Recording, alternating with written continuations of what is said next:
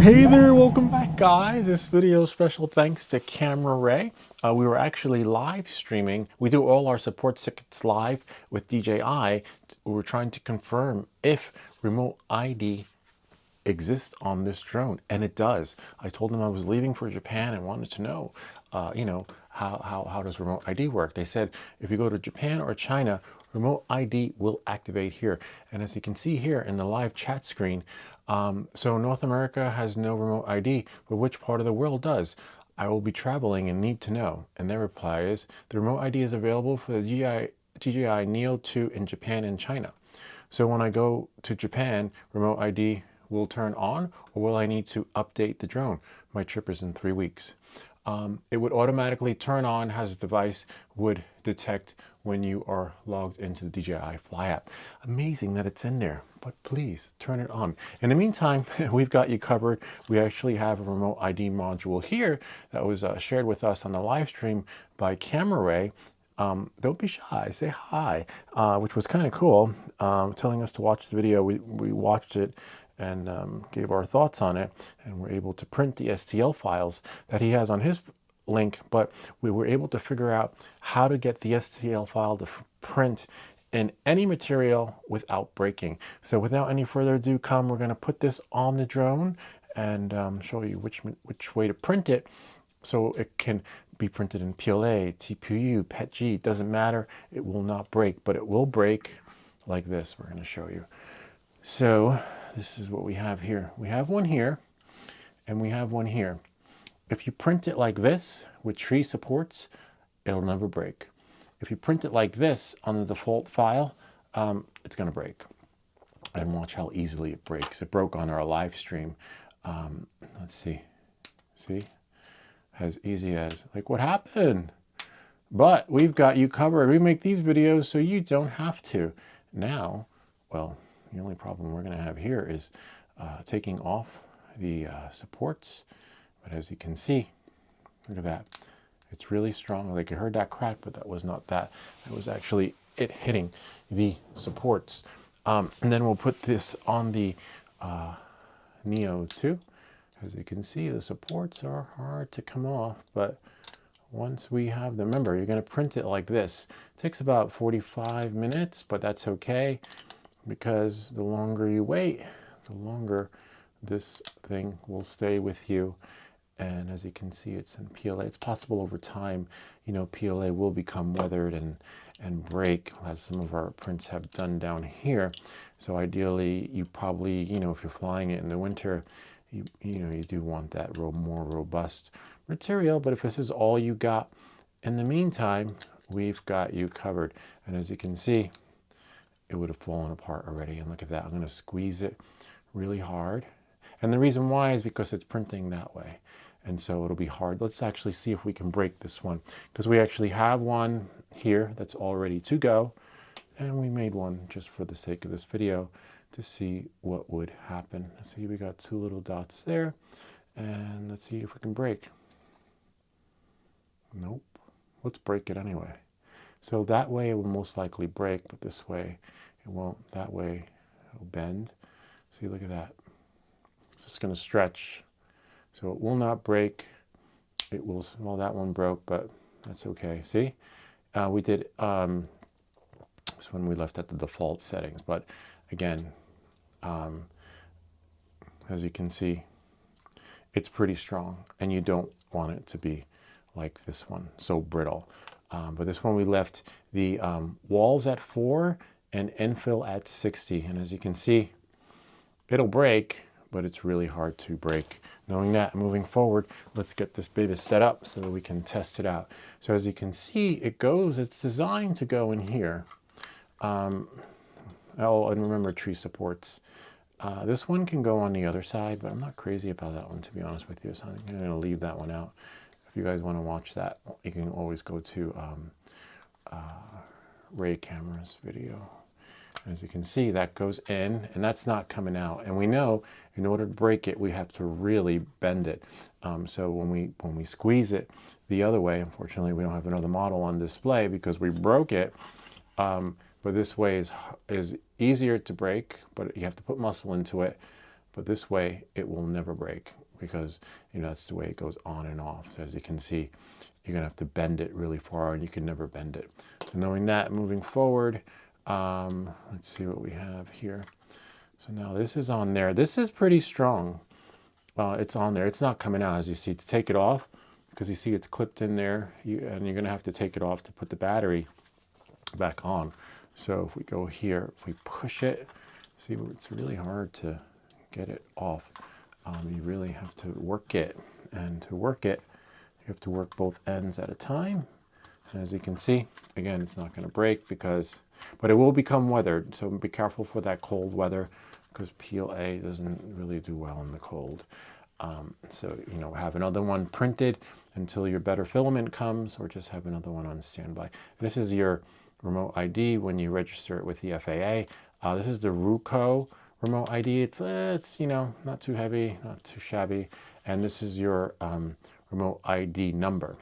So that's the remote ID number you have there, and this is the remote ID registration when you register it with the FAA. The good thing is you'll never see it in any of my videos, because thanks to Camera Ray, my plan was to put it on top. As you can see, it's really inconspicuous, and all you see is that, because I'm pointing to it, but you would never know that I had remote ID until, you know, because you never see me land my drone unless I'd show you a how-to video on how to land it. All right, so now we have here, we're going to power it on. Hold down the power button, right, for 3 seconds, and then that's flashing, and then I guess we'll put it into bind mode. Hold that there for another 3 seconds, and now we're going to go to the iPhone, hopefully, if there's enough time, right? I'm going to push everything to my screen here so that you guys can see. Let me just go here and go there. Remember, it's still flashing, which is good. And you can go to the app that supplied with the remote ID. And if you're not sure what app, I'll leave a link to it in the description in case you want to download it and test it. But you can scan the code on the box. There's Android and Apple, or Apple and Android, whichever way, vice versa. So now I need to find here it is. It's called, I don't need to show you, it's you guys can see on the screen right here.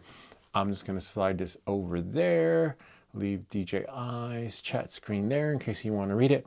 So as you can see here, it's called not drone scanner, but Ruko scanner, and go right there.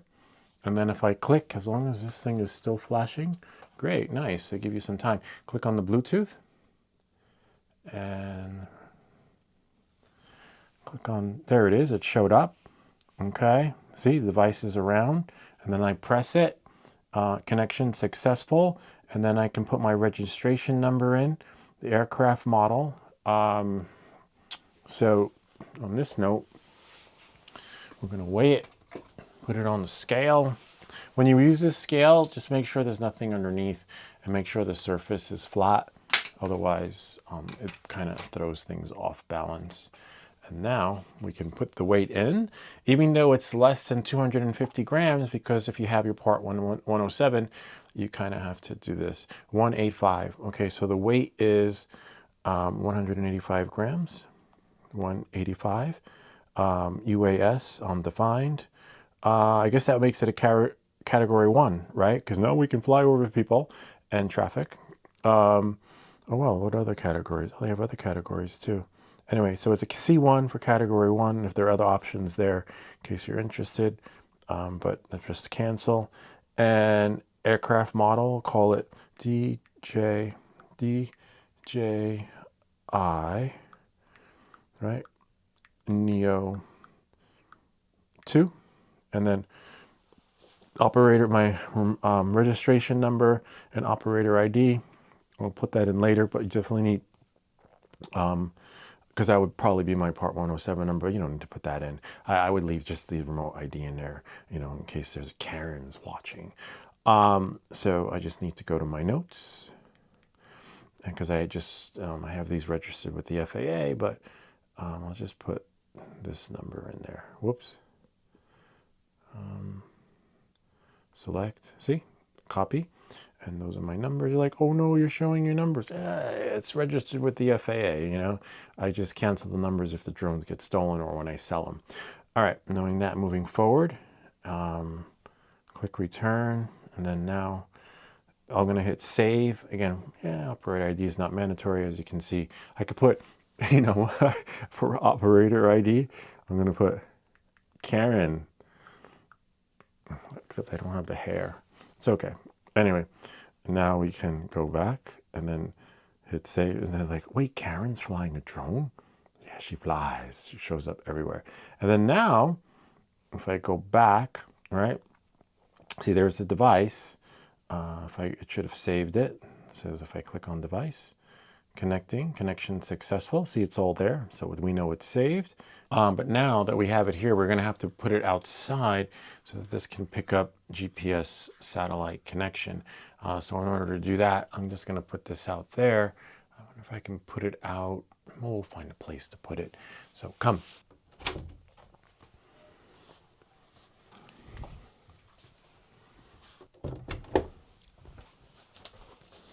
All right, so the drone is outside on the car, so let's check to see what we got here. We're gonna select drones around. Unfortunately, it doesn't pinpoint where you are. We have a 91% on the battery. Okay, so again, even though it was charged, you know, it does eat up some juice, but as you can see, in the upright position. Not sure what that was, but that's okay. And then you have to zoom in. See, there it is. There's the drone to know exactly what you might be looking at in the sky. Like, hey, there's a drone. Press it, and there it is. And then you scroll up, press cancel. Since the information popped up, and everything we put in there, except for our name, we put Karen, and it didn't show. But operator ID is right there, so someone can find us through that number. But it didn't put any of the personal information. We did classify it as a class 1, category 1, but that didn't save. So that's a glitch right there. But as you can see, all the other metrics are there, which is kind of neat. Altitude press, takeoff, and then I guess that's below ground level. Vertical speed tells you how fast it's going. So there's a lot of details in there. Baro accuracy. And again, if you lose it, right, we can go back here. Oh, wow, 87%. So the battery does eat up fast. So I'll leave the detail in the description because I don't want to make any false claims about the batteries, because as you can see, we've only been doing this for few minutes and we were at 100%, and now we've lost about, you know, quite a bit defined. And so you can find it. So if you crash, you can just follow the maps and the maps will take you there, which is kind of neat. So the remote ID in that particular sense will protect your investment or secure your, you know, your status. So either way, this will come in handy. There's a little beeper there, as you can see. If you press the beeper, you know, it will turn it on. And so that it's a really faint beep, not very loud. So, you know, in that particular sense, you have to really listen. But as you can see, it's waiting for it to be turned on. But what we'll do is we'll just turn that off there and go back to this right here and press cancel. So at least it remembers where I zoomed in, which is kind of neat. And again, you know, it's good for your investment if you want to protect it. And let me go get the drone, make sure it's okay. And the lights are on. There it is. You hear the beep? So, you know, it works. Now it's flashing because we lost signal. So you're only going to get those solid green lights outside. But let's see if we can shut it off, right? Because we're like, what's that beeping sound? So we're just going to go back and Bluetooth around. Oh yeah, it was left on. And now I shut it off. And that's pretty much it. And for those of you who are wondering what it comes with, it does come with a box. Great packaging. QR code in the back to scan for Android and iOS. And then you also have a user's manual with a lot of details and how to mount it to your FPV drone. And as you can see here, working time is 5 hours.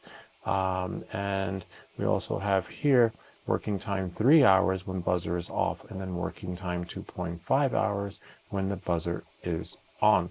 It's about 3 volts, and all the other specs are there if you're interested. Most of all, what it actually does come with is important here, because it does come with the FPV mount for your toilet strap. You decide how you want to put that on. 3M strip peel that's right there. It does come with these right here, as you can see. zip ties. They're kind of short, but if you have longer ones, use those. But it does give you quite a few. You have, you know, good amount there. And then it comes with additional double-sided tapes, and then it also comes with the extra Velcro strap, but we actually cut it and put it on this one, which I'm not crazy about because it doesn't really stick to it. The Velcro sticks with the glue here on this end, but the GPS unit, as you can see, is a little flimsy and not as secure, probably because it's at an angle. See, this one comes off. It's hard to take this one off, which is fine, and that's what you want. But the reason why I'm not showing this one is because, as you can see, you know, I could see strong winds. It's not going to work out. Where with this one, you pretty much are golden.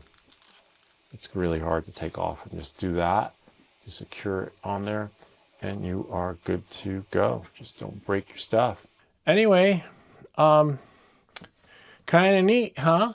Gotta love it. And as you can see, the Velcro, it's not going anywhere. The other one I'm not crazy about. I'm not even going to show it to you because it just doesn't do justice. Maybe there's another way to print it. But that is pretty much it. Hope that this video helped you. If you have any comments or questions, feel free to leave them down below. Or ideas for other videos. Remember to like and subscribe. And we'll see you all next time.